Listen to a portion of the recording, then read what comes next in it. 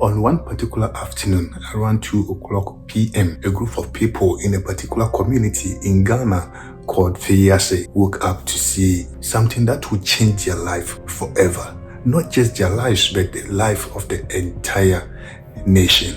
This group of people within this peaceful community saw what is in front of them.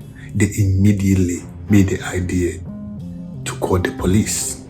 When the police arrived, they too were amazed and astonished because this is the first time this kind of incident had happened within this peaceful community. A young man was lying in front of them without a head. Yes, without a head. What is in front of them will haunt them for the rest of their life. With intense look of surprise on their faces, it could tell a lot. Now, they made it aware that they are now dealing with a serial killer, because what lies in front of them is a young man without a head who has been deceased. Yes, his head has been separated from his body and his head is nowhere to be found. The police dispatched its personnel to start immediate investigation into this case. Now, since this village or community is very peaceful, they too assisted the police in this investigation 100% and fully, thereby reporting any suspected activities and anyone that they suspect could be involved in this tragedy to the police.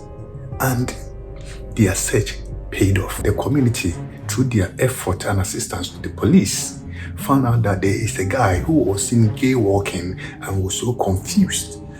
Now, when they see this guy, he's new to the community and he seemed to be a bit confused. So they immediately reported to the police. And when the police arrested this guy and started their own investigation, now during the interrogation, this guy decided to give some kind of fake alibi, which the police, based on their own intelligence, never accepted to this alibi.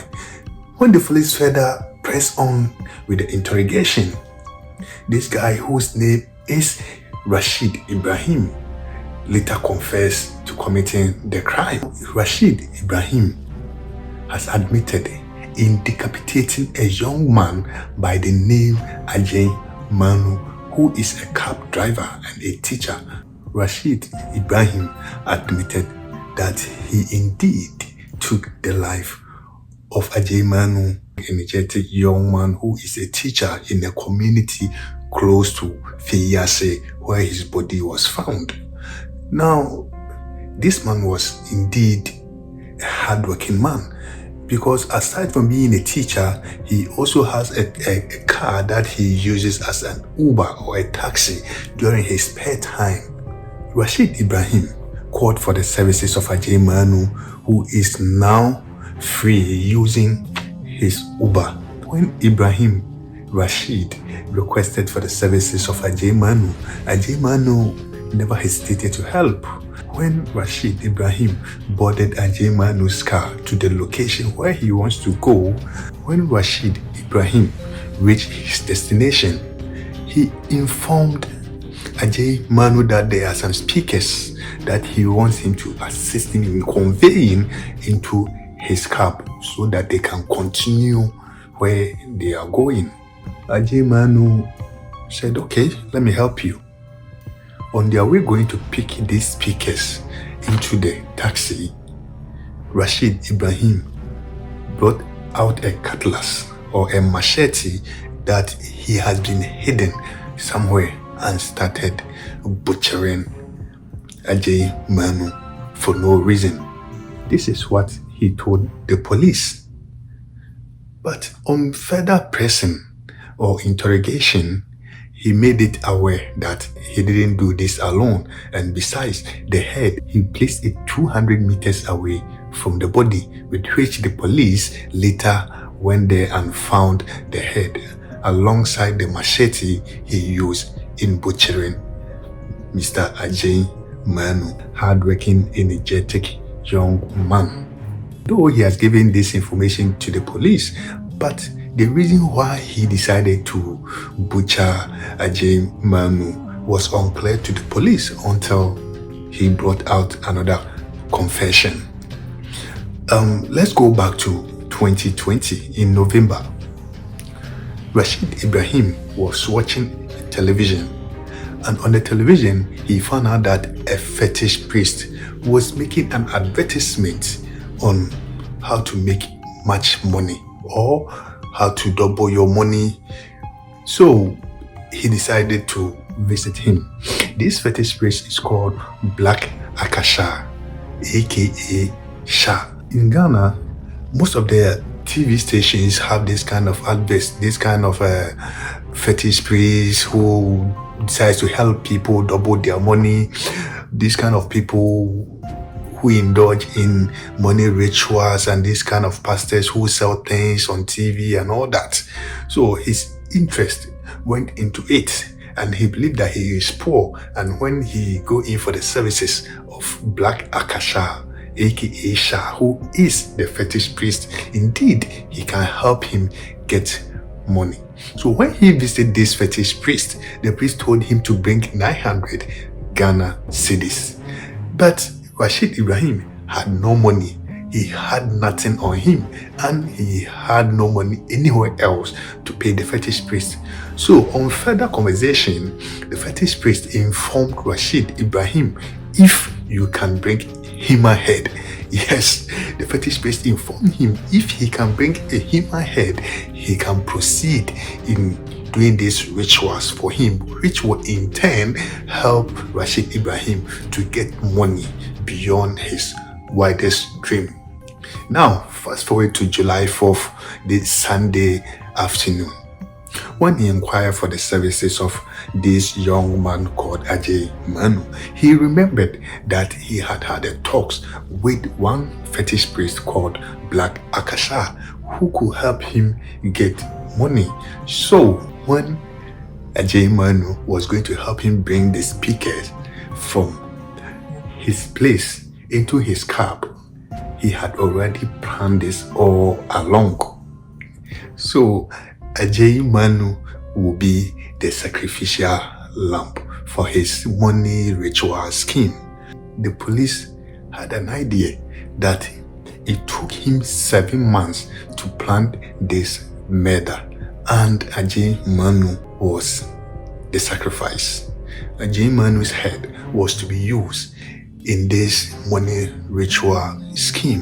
Ajay Manu, who is hardworking, trying to find something doing to feed his family, ended up in the hands of Rashid Ibrahim, who doesn't want to work hard, who is lazy, who is trying every quickest way possible to get money without working. Now, when the police further requested more information from Rashid Ibrahim through interrogation, he told the police that he didn't act alone. Now, there were plenty. So he decided to give more names to the police. Anthony Sekun, who is 22 years, and Richard Adair. Now, Richard Adair doubled as personal assistant to Black Akasha, aka Sha. Now, let's not forget, Black Akasha was the fetish priest that Rashid Ibrahim communicated with or saw on TV in 2020, that is November. Richard Adair, being the personal assistant of Black Akasha, assisted Rashid Ibrahim to take out this murder alongside Anthony Sekun. The police wanted to arrest Black Akasha, who is the fetish priest, but Black Akasha knew the police were on his tail, so he fled.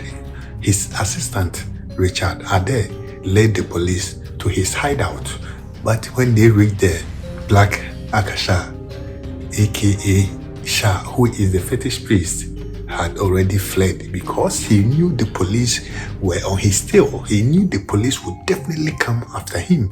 So he fled. As at the time that I'm recording this video, Black Akasha is nowhere to be found. Now, these 3 people that the police has arrested were taken to court.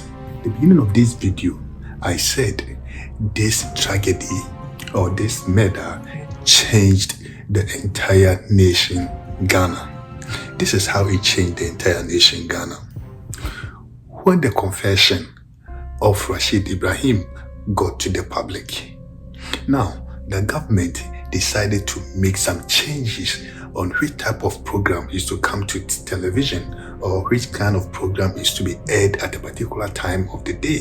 In addition to the murder of Ajay Manu, the government of Ghana has set a new law that prevents any television station within the country Ghana who involves itself with such activities on TV, or any TV stations who decides to air such activities like Ponzi schemes, money ritual activities, any activity that involves or any activity that tries to lure people in getting immediate money without working for it is prohibited by the Ghana government.